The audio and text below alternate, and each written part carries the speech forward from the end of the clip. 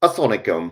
Welcome to Expert Insights, organized by MCOB, which stands for Allied Muslim Chamber of Business. MCOB is a membership based social enterprise with a mission to create a thriving Muslim business community.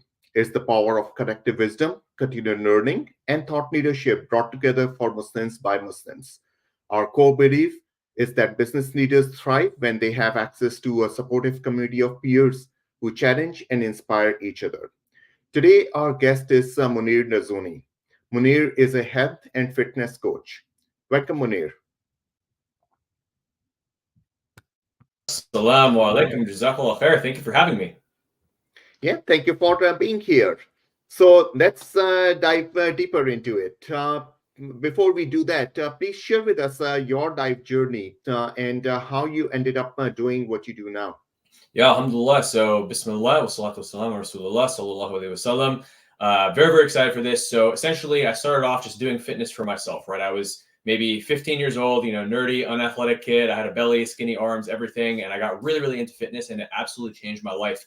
And the funny thing is, actually, as an adult, I also became obese later down the road when I kind of fall off from fitness and got stressed with work and everything. So I had to also get back in shape. So between those two things and getting my professional trainer certifications, education, everything, I was able to then share that journey with others, help others with weight loss, with getting back into fitness and ultimately optimizing their health, a lot of like injury rehabilitation stuff as well. And so over the last 7 years, I've been working with hundreds of clients, alhamdulillah. And over the last 2 years, I actually decided to specify with the Muslim niche because there's a big obesity problem amongst every community, especially the Muslim community. And especially, we see things like during Ramadan, a lot of people are so indulgent with their health that they become very overweight, and they also negatively affect their ibadah, their worship, and this affects outside of Ramadan too. So I saw this as being a big problem and many different problems in the Muslim communities that all tie back in with health.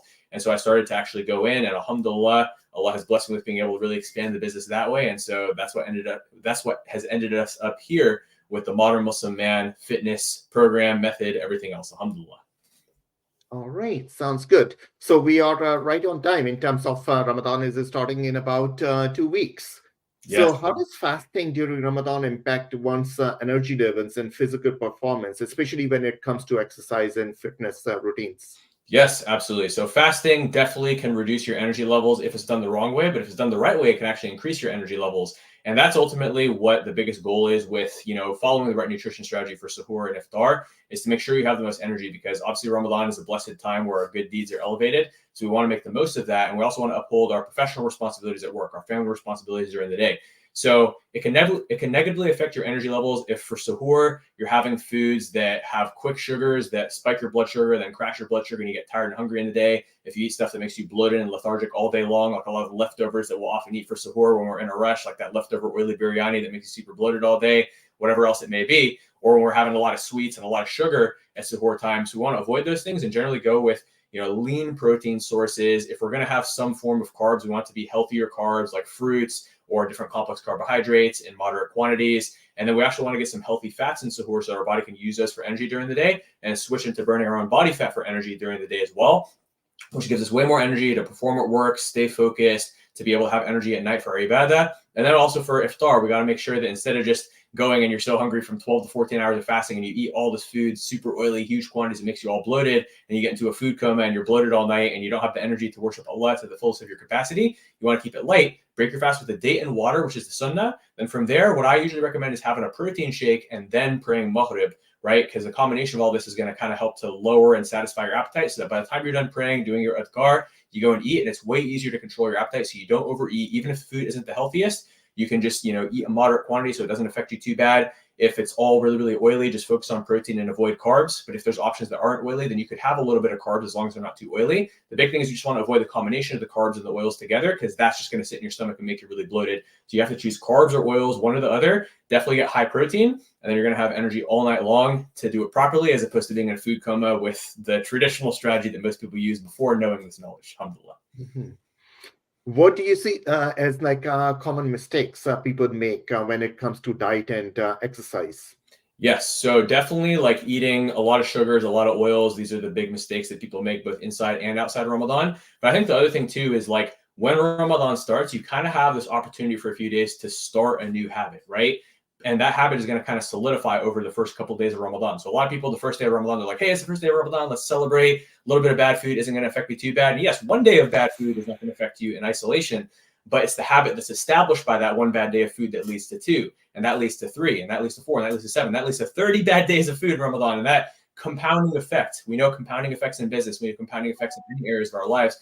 The compounding effect of bad habits breeds more bad habits, and that cumulative compounding effect of all those bad habits combined is what results in obesity and other bad energy conditions, whatever it may be, lethargic, bloated, poor health, diabetes, cholesterol issues, whatever else the individual is prone to. So the best thing that we can do is the first day of Ramadan, try to establish a good habit, right? Try to follow the strategy on day 1, and just establishing that on day 1 is going to help you to have that much more momentum with the positive habits. And then you can get the opposite, positive compounding momentum of positive habits the whole month of Ramadan. And that's ultimately how we want to live every day. Always try to stack those wins so that we're building that momentum with positive habits. So I'd say that's one big mistake. There's a lot of other mistakes, but I don't know how deep you want me to go into this, but I could go for hours. Sure. Go ahead. Yeah. Okay. So of course, as we mentioned, like, adding a lot of sugar, like for instance, a lot of us like to have like, coffee and tea at suhoor time because we want caffeine. And there are definitely ways to get in caffeine. Like the tea is definitely better than coffee because coffee tends to dehydrate people a little bit more than tea does. You could also take like an extended release caffeine, which they have some really good products out these days. You can get them on Amazon. There's other like websites where you can get them, like extended release caffeine. And that's really good to take because that's going to kind of last you for longer during the day. And it's not, caffeine will dehydrate you no matter what, but it's not going to dehydrate you as bad as just coffee, right? Because we all know what happens when you drink a lot of coffee, or even a little bit, you're going to be peeing a lot. And I'll talk about another common mistake with hydration too. But that's a huge one. Then also people tend to add a lot of sugar to their coffee and tea because that's their tradition. It tastes good, everything. And I understand that's how we grew up and that gives us comfort. It feels nice. It's hard to imagine coffee without the sugar. But remember, Ramadan is not a time of indulgence. Ramadan is a time of discipline. And if you're consuming something that strategically is well documented scientifically and an anecdotal experience, that it's going to crash your energy levels, because when you have sugar, your blood sugar spikes, your body has to release insulin, and then that stores all of that sugar, usually as fat. And then, so we gain body fat, especially if the calories are excess. And then from there, our blood sugar goes down, which makes us tired and hungry during the day. Well, if you want to be tired and hungry during the day during Ramadan, then yes, please keep having sugar. But if you don't want to be hungry and tired during the day, now that you know this, try to make a change. Just try to have that discipline during Ramadan. Even reducing the amount of sugar will reduce the severity. Like let's say you usually put like 5 tablespoons of sugar. Again, exaggeration. Most people don't do that much, but some people do. Maybe if you just reduce it down to 2, the effect will be a little bit less severe, right? So just making those small changes. If you can go all the way down to 0, great. Again, whatever realistic for the individual, but even just making a small change will make a small difference. Making a big change will make a big difference, right? So that's another big thing that, a mistake that people make is they're putting a lot of sugar. They're having desserts, oh, suhoor, I don't have an appetite. Let me just have some cereal. But a lot of these cereals are just full of sugar. So you're going to get the same negative effect. Oh, orange juice is healthy, right? It has vitamin C. Yes, it does, but it also has sugar. So you're going to get that issue versus if you eat a normal orange, you're still going to get the vitamin C, but it has fiber, which slows down that blood sugar spike, which means you're not going to get a severe blood sugar crash after that. So eating real fruit is fine, right? Even dates. It's actually sunnah to have date at suhoor time, which helps with hydration. And let's transition into that. And a big mistake people make, oh, I need to be hydrated during the day. Let me drink 5 cups of water. Well, we all know what happens. We start peeing for the whole day, right? And so we end up losing all that water. See, the thing is, hydration isn't just water. It's water and electrolytes. And so it's important that we're using those electrolytes so our body properly retains that water. So you can take electrolyte supplements. There's a great brand. I'm not sponsored by them or anything. I just think their product is good. Trace Minerals. But you could also make your homemade electrolytes if you just put a little bit of salt and a little bit of lemon in your water. I do find that electrolyte products are better. But yeah, any kind of electrolyte supplement is great. There's also the liquid IV. That one's pretty decent as well, right? You can have that. And then actually having the date at the end of your suhoor, just one small date, actually helps to enhance your hydration. SubhanAllah, right? When we follow the sunnah, sometimes the scientific benefits are not discovered till 1400 years later, but science has shown that having a small insulin spike, which happens if you have a date at the end of your suhoor, after you've already had some protein, right? And then from there, the micronutrients in the date, the electrolytes in the date is a powerhouse of good nutrients. It's a sunnah food. It's a sunnah superfood for a reason, right? That's going to help you to actually stay more hydrated during the day. So subhanAllah, it's amazing. And I only recently added the date when I found out it was sunnah, and it took my nutrition strategy even to the next level. But yeah, usually again, the nutrition strategy, like I said, is a little bit lower carb for suhoor, some healthy fats, lots of protein, right? This is the best way to go. And I can talk about some specific foods too, like, Greek yogurt, that's a good one. Eggs, that's another good one. A little bit of whey protein shake. Yeah, I was going to ask you that from sahur to at the end of the day, if you can identify some of the types of food that you recommend.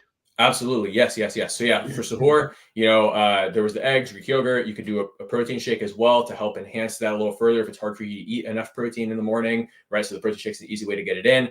There's also, if you have some leftover meat from the night before, as long as you have it without the carbs, right? So let's say, even if you have some leftover lamb from the night before, just be careful with lamb because it has a lot of calories and that could definitely affect your digestion, especially all those fats in the lamb, or push you into a food coma. Like let's say you eat 2 pounds of lamb in the morning. Yeah, you're going to be in a food coma. It's going to affect your fudger. But if you have a little bit of lamb, like maybe 4 to 6 ounces, maybe even 8 ounces, or maybe some leaner meats. You could even make some lean beef kebabs. You can take some 0% Greek yogurt and put some cucumbers and tomato and cilantro in there and make some healthy raita, high protein, low calorie raita. Dip your kebabs in it. Delicious suhoor, right? Especially if we're using lean, 93% lean beef for those kebabs, right? Very delicious. You can do a little bit of chicken breast for suhoor as well if you have an appetite for that in the morning, or even just some chicken nuggets. There's I could send you a recipe and you can share it with others if you'd like. It's I have a recipe for healthy chicken nuggets that are low carb, everything very good. And so that could be another thing you'd have for suhoor. But personally, I find to be by far the easiest is just eggs, Greek yogurt, protein shake. Super simple. Wake up. Oh, I only got 15 minutes. No problem. Boom. You have that. It's very fast, very easy, very convenient. Did you want me to talk about iftar foods as well? Sure. Okay, absolutely. So like I was saying before, break your fast with a date and water. That's the sunnah. And then I like to have a protein shake and then pray maghrib. And then, sunnah prayer, adhkar, everything. By the time that you actually get to the meal, it's 15, 25 minutes. And we've also pleased Allah because one of the most beloved deeds to Allah is to pray the prayers at their early fixed times, right? So instead of waiting until the end of the maghrib window after you've just stuffed your face, you're already in a food coma, you can barely focus while you're praying, you have a low quality prayer, it's at the end of the prayer window. In Ramadan, when we should be doing more good deeds, you actually get the ibadah, you get the benefit of doing the ibadah at the beginning of the window.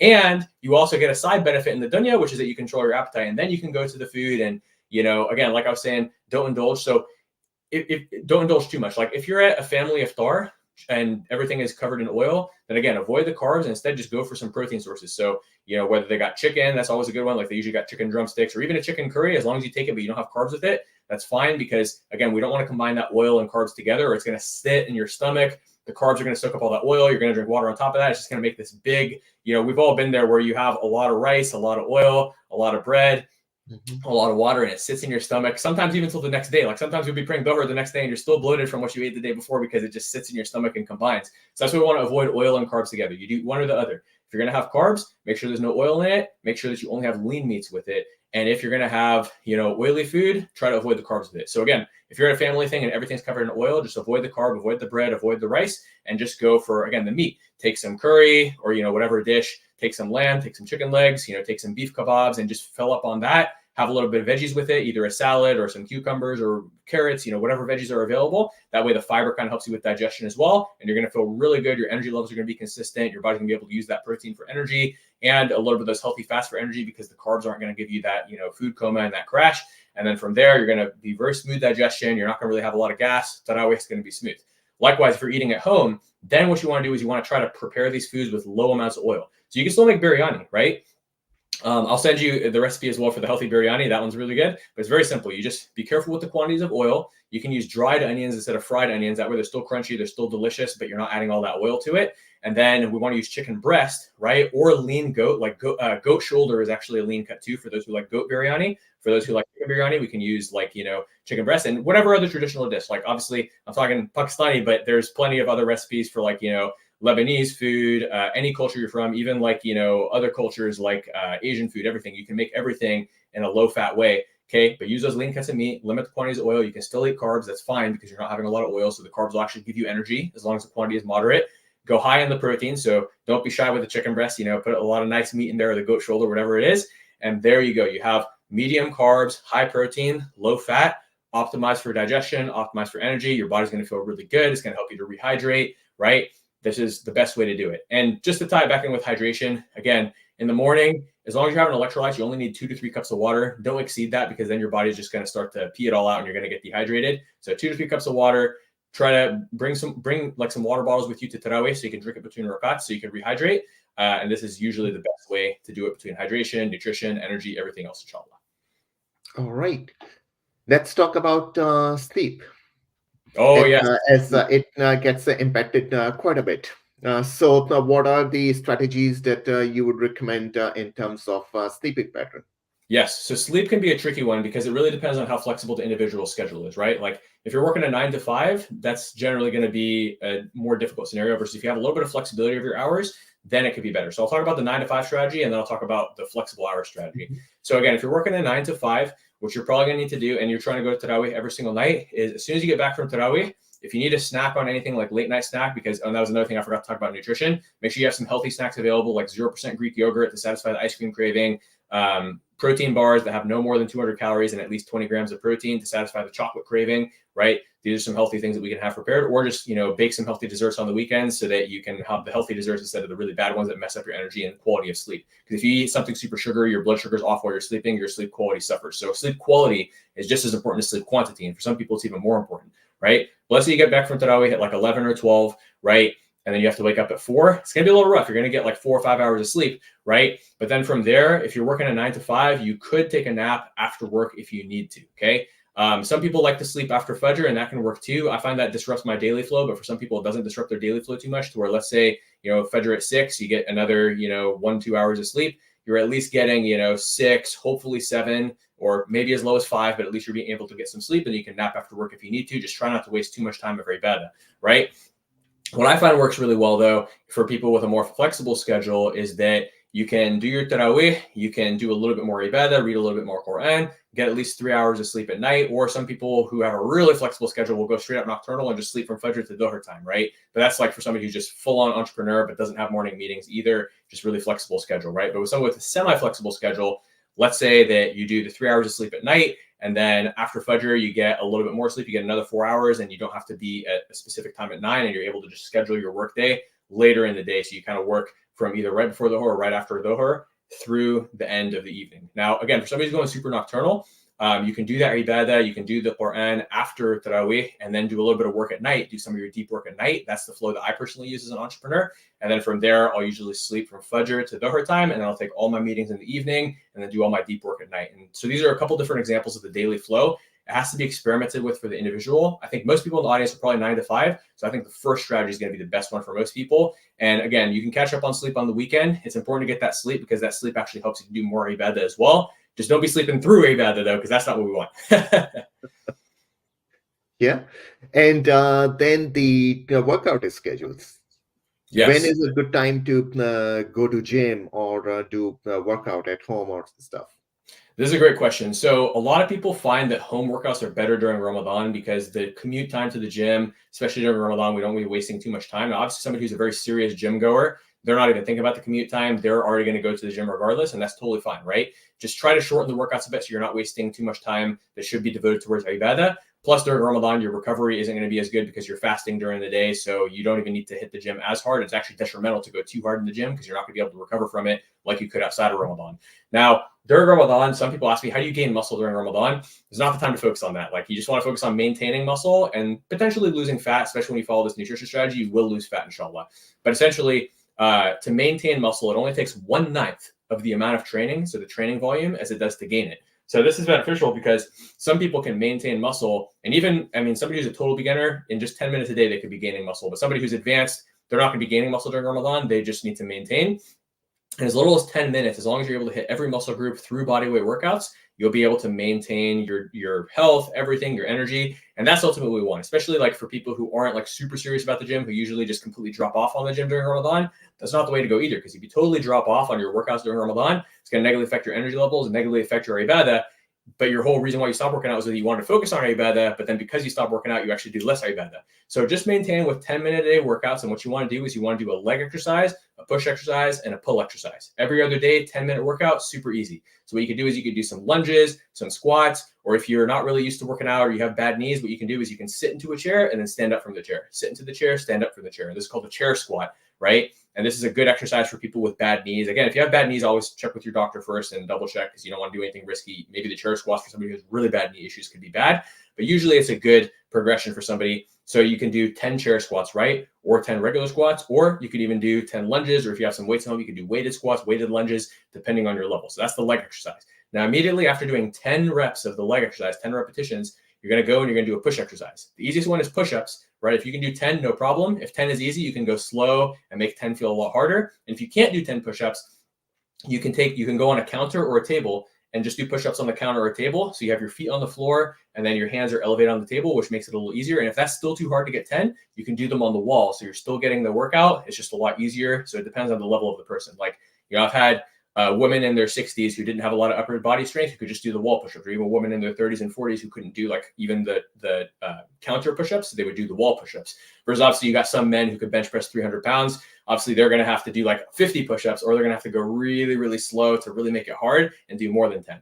But let's say the average person does 10 push-ups. So we've done 10 of a leg exercise, 10 of a push exercise. Lastly, we want to do 10 of a pull exercise. Now, I can send you a PDF or like some videos too if you want to distribute it to anybody, just because I can't really demonstrate this because I'd have to be on the floor right now. But essentially, there's another exercise you can do from home called the swimmer. And the swimmer is a back exercise, okay? And it's a back exercise that doesn't require any equipment. Of course, if you have some weights, you can do rows. Rows are a great one to do for the pull exercise. So if you have equipment at home, or even if you have a giant bag of potatoes, you could do rows with it, or one of your kids. Let's say you have a kid who weighs about 20 to 30 pounds, you could do some rows with your kid, right? Depending on your level. Or, if you're a big, strong man, maybe you need one of your kids who's a little bit heavier, right? But again, you can kind of incorporate your kids. They find it fun. And I'll tell you what time to do these too, by the way, because it depends on the person.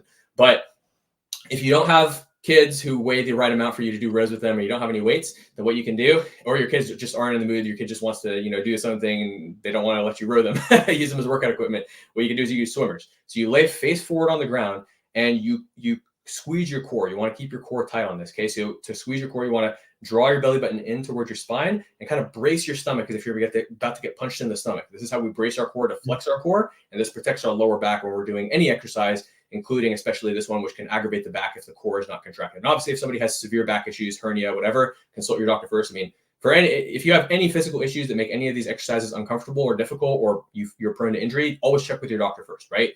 Disclaimer. Okay. So anyways, next, you're going to lay face forward, contract your core, and squeeze your glutes. You want to squeeze your butt muscles. This is also going to protect your lower back. From there, you're going to start with both hands overhead. Okay. So you're laying face forward, right? And your hands are in front of you. So you're lifting them up, which contracts your back muscles. Mm-hmm. Then you're going to bring your arms to the sides. Okay. And this is going to contract the muscles behind your shoulders. And then you're going to bring your arms around to the back. Okay. So it's called a swimmer. I know it's kind of hard to see it from this angle, but I can send Brother Kashif a PDF, like video, pictures, whatever, to help illustrate it for anybody who's interested in like learning how to do this. And then, or I think I also have like some videos on my Instagram of how to do it too. So you can obviously check there too if you want to like see how to do it. But basically, this is going to contract your back. So you're going to hold each of those positions, all three of those positions, for 1 second each. Okay. And you're going to do that 10 times. Okay. So now we've done a leg exercise, a push exercise, and a pull exercise, 10 of each. We're going to do 3 rounds of that. So legs, push, pull, legs, push, pull, legs, push, pull. We've done 3 rounds total. That's going to only take you 5 to 10 minutes. Okay. And at that point, you're done. You've done 90 repetitions. Now, last up, to finish the workout, you're going to do 10 sit-ups or 10 leg raises, as long as they don't bother your back. Okay. And that's how you're going to get your abs at the end of the workout. You're going to feel your abs a little bit from the other stuff too, but this is going to finish off your abs. And that gets you from 90 repetitions total to 100. Now, I know that somebody in the audience is still going to feel guilty that they're working out instead of praying, even though this is going to help you pray more because you're working out and taking care of your health. So here's what you can do to get extra. And by the way, if your intention for working out is to do more ibadah, it becomes an active ibadah as well. You're doing it for the sake of Allah, so you're still going to get good deeds. But if you want to get ibadah on top of ibadah, what you can do is on all 100 of those repetitions, say Subhanallah wa bihamdihi every single time, such that by the end of the workout, you said Subhanallah wa bihamdihi 100 times. Now, why is this significant? There's an authentic hadith that the one who says Subhanallah wa bihamdihi 100 times a day, all their sins are forgiven, even if they're as great as the foam of the sea. So Subhanallah, there's barakah in this. You're getting good deeds while you're working out, for the workout itself and for the dhikr that you do during the workout. And that's how you make the most of your Ramadan workouts. Did you want me to talk about Ramadan or workout times as well? Yes, please. Mm-hmm. Okay. So there's 6 times that you can work out during Ramadan. The first one is very popular, is to do it right before iftar. This works well if you're somebody who gets like a burst of energy towards the end of the fast, which some people do. I'm not one of those people, so that's not a good time for me to work out. But if you're one of those people and it works with your schedule, it's a great time to work out. But again, if you don't have energy, you could force yourself to do it. But if you're going to have a low quality workout to where, it's just really hard for you at that time, I wouldn't recommend it. But if you have energy at that time, which a lot of people do, they get that burst of energy towards the end, best time to do it. And again, just don't go so hard that you get overly dehydrated, but this is a good time to work out.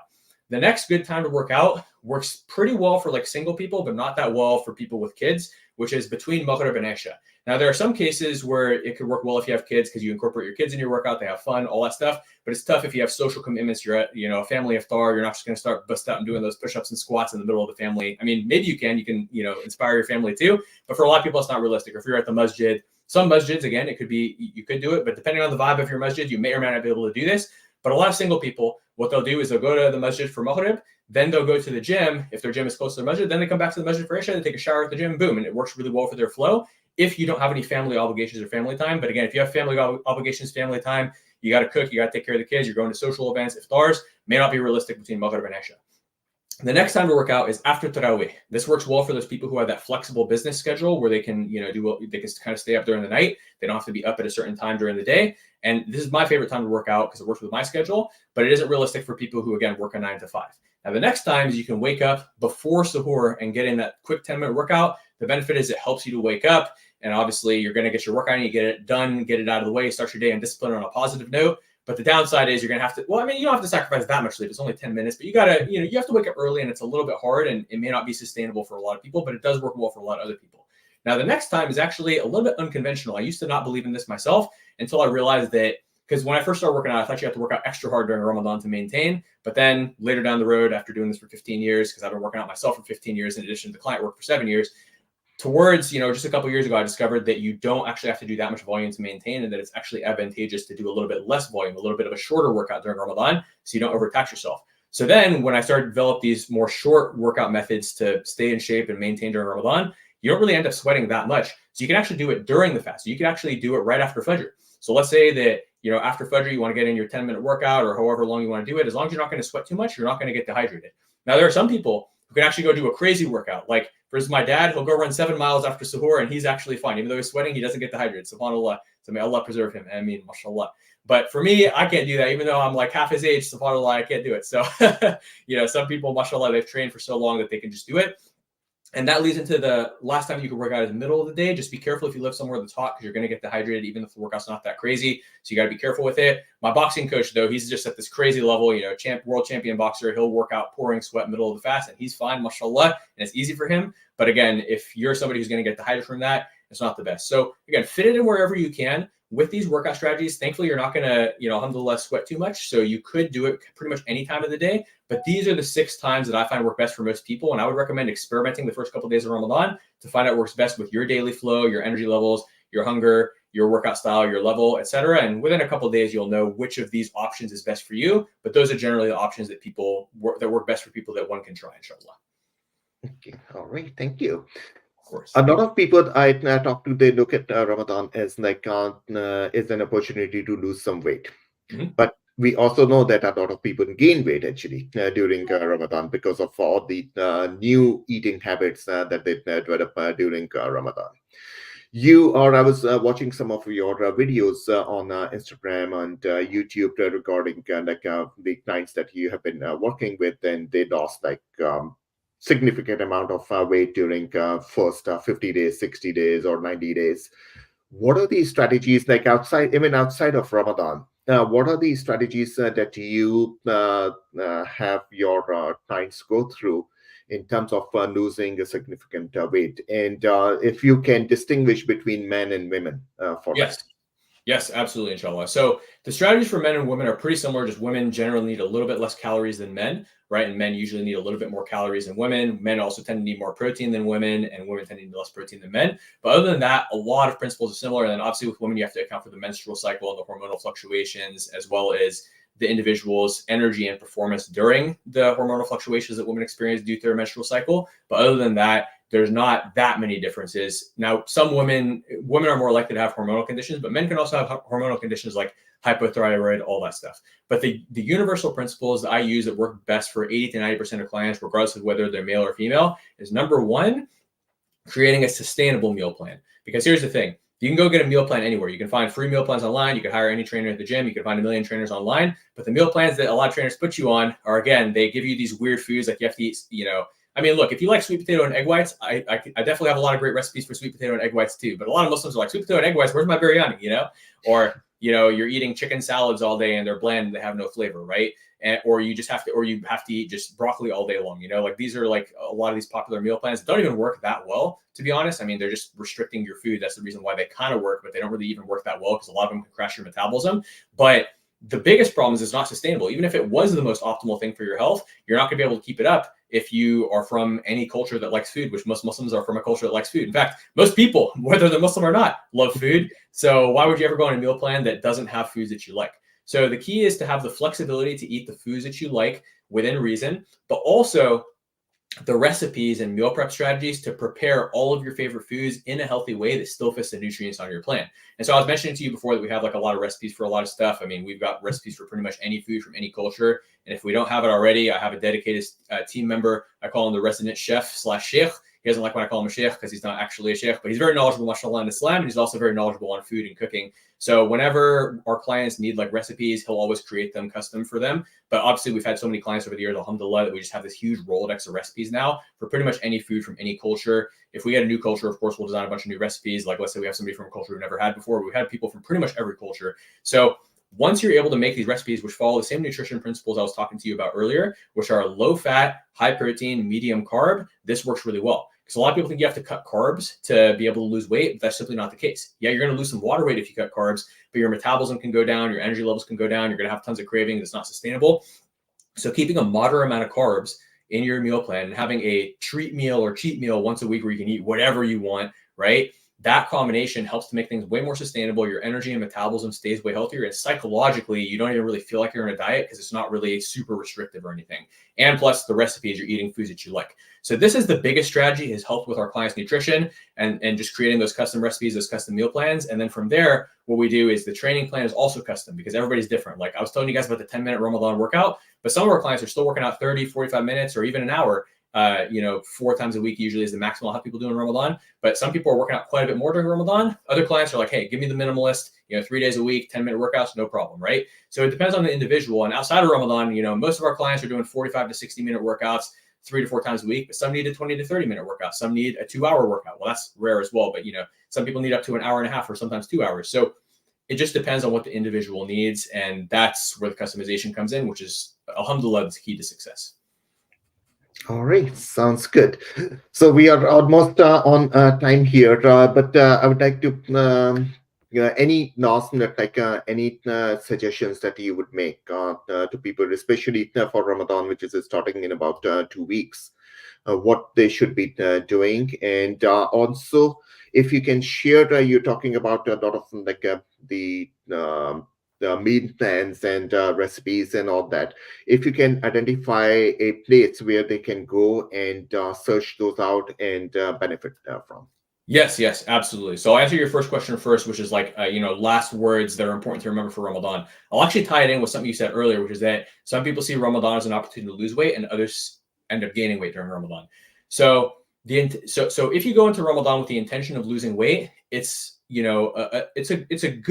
well-intentioned intention, but remember, we have to make our purpose of Ramadan for the sake of Allah. The weight loss is a side effect. So what I want everybody here to do is use the nutrition tips you learned from this and use the nutrition tips that you can find on my Instagram, which is where you can find all that beneficial content as you asked about as well. And take those nutrition tips and apply them for the sake of Allah. How and why? Because I want to have the energy. I want to work out, take care of my nutrition, take care of my sleep so that I have more energy so I can make the most of this Ramadan by worshiping Allah to the fullest of my capacity. Make that your primary and sole intention. Okay. From there, the side effect of optimizing your energy is you're going to get your body into fat burning mode where your body's losing body fat to where by the end of Ramadan, because you focused on your Ibadah, because you optimize your energy, you wake up at the end of Ramadan, you're like, oh, I actually lost weight instead of gaining it because I took care of my nutrition for the sake of Allah, and Allah blessed me with the results of losing fat. Okay. That's the intention it needs to be so that we don't end up diluting our intention for Ramadan and losing out on, the reward that we get by having the intention for the sake of Allah. And then on the flip side, those who want to avoid gaining weight during Ramadan have the same intention. Say, hey, you know what? Allah gave me this amana, this body, for the sake of Allah, I'm going to take care of my body and not damage it by becoming overweight and eating unhealthy foods. And instead, I'm going to, again, eat healthy for the sake of Allah so I have energy so I can do more Ibadah. And as a side effect, I'm not going to gain weight. I'm actually going to lose weight, alhamdulillah, right? So that's the way that you want to wire your intentions always for the sake of Allah. And whenever we do something for the sake of Allah, whether we see the benefit today, whether we see it in the future, whether we see it in the afterlife, that's when we're going to be so happy that we did it. And again, on the day of judgment, when you look back and you saw, hey, you know what? I did my intention for the sake of Allah. You're going to be so grateful to yourself and most importantly to Allah for guiding you to this knowledge and intention so that you could be the best Muslim you can be. And so at the end of the day, make Ramadan the time that you show Allah your best self. That's something I want everybody to take with you. And again, if you want more tips, Islamic motivation, nutrition, exercise stuff, you can find me on Instagram at The Modern Muslim Man. All one word, The Modern Muslim Man. That's our social media. I post stuff twice a day that goes a lot deeper into all these topics too. But alhamdulillah, we actually covered a lot today. So that was a good interview, mashallah. All right. Thank you very much. Thank you for being here today and sharing all the things we need to consider when we are going, especially into Ramadan and outside Ramadan as well. Maintaining a healthy diet is important. And as you said, our bodies are amana. So we have to take care of those. So thank you very much. I hope the audience felt that same way and they are able to apply these strategies that you shared with them today. Alhamdulillah. Ameen. All right. Thank you. Yes. Assalamu alaikum. Okay.